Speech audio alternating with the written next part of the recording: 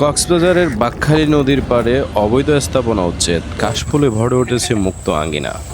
কক্সবাজার শহরের প্রাণ বাঁকখালী নদী। একসময় এই নদী ছিল কক্সবাজারবাসীর কাছে প্রিয় মিলনস্থল। তবে বছরের পর বছর ধরে নদীর দুই পাড়ে দখল করে গড়ে ওঠে শত শত অবৈধ স্থাপনা।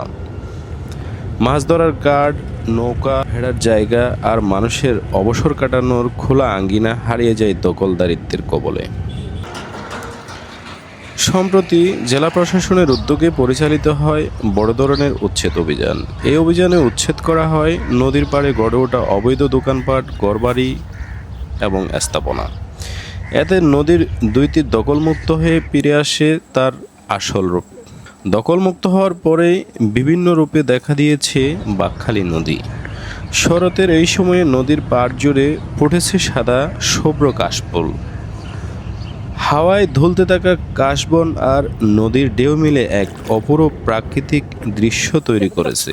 প্রতিদিন বিকেল নামতেই এখানে ভিড় করছেন অসংখ্য দর্শনার্থী। পরিবার পরিজন নিয়ে আসছেন অনেকেই। কেউ ছবি তুলছেন, কেউ আবার প্রকৃতির সৌন্দর্যে ডুবে যাচ্ছেন। স্থানীয়দের দাবি, এই খোলা জায়গাটিকে শুধু পাকা না রেখে পরিকল্পিতভাবে পার্কে রূপান্তর করা উচিত।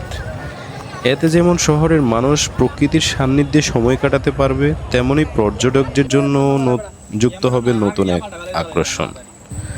একজন দর্শনার্থী বলেন, কক্সবাজার মানেই সমুদ্র সৈকত, কিন্তু নদীর পাড়ে কাশফুলের এমন দৃশ্য সত্যিই নতুন অভিজ্ঞতা।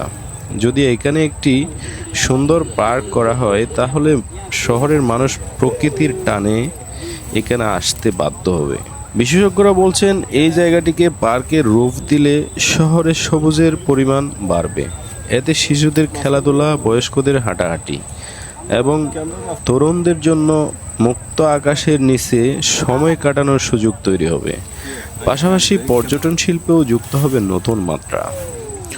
অন্যদিকে পরিবেশবিদরা সতর্ক করে দিয়ে বলছেন, শুধু পার্ক তৈরি করলেই হবে না, নিয়মিত নজরদারি, সীমানা রক্ষা এবং সবুজায়নের মাধ্যমে নদী ও তার তীরকে দীর্ঘমেয়াদে রক্ষা করতে হবে। অন্যথায় কিছুদিন পর আবার দখলদাররা সুযোগ নিতে পারে। বাঁকখালী নদীকে কেন্দ্র করে অতীতে যেমন মানুষের আনাগোনা এবং কর্মকাণ্ডও ছিল, ভবিষ্যতেও এখানে পরিকল্পিত উন্নয়ন ঘটলে স্থানীয় অর্থনীতিতে ইতিবাচক প্রভাব পড়বে। পর্যটকরা সমুদ্র সৈকতের পাশাপাশি নদী ভ্রমণ, কাশফুলের সৌন্দর্য উপভোগ এবং পার্কে অবসর কাটানোর সুযোগ পাবে। উচ্ছেদ অভিযানের ফলে বাঁকখালী নদীর পাড়ে যেমন ফিরে এসেছে হারানো সৌন্দর্য, তেমনই সৃষ্টি হয়েছে নতুন সম্ভাবনা। এই সম্ভাবনাকে কাজে লাগাতে হলে দরকার পরিকল্পিত উদ্যোগ। সঠিকভাবে ব্যবস্থাপনা করা গেলে কক্সবাজারের মানুষের জন্য এটি হয়ে উঠতে পারে শহরের ফুসফুস, পর্যটনের জন্য এক নতুন অধ্যায়। কেমন লাগলো ভিডিওটা কমেন্ট করে জানাবেন, শেয়ার করে দিয়ে সবাইকে দেখার সুযোগ করে দিবেন। অসংখ্য ধন্যবাদ সবাইকে।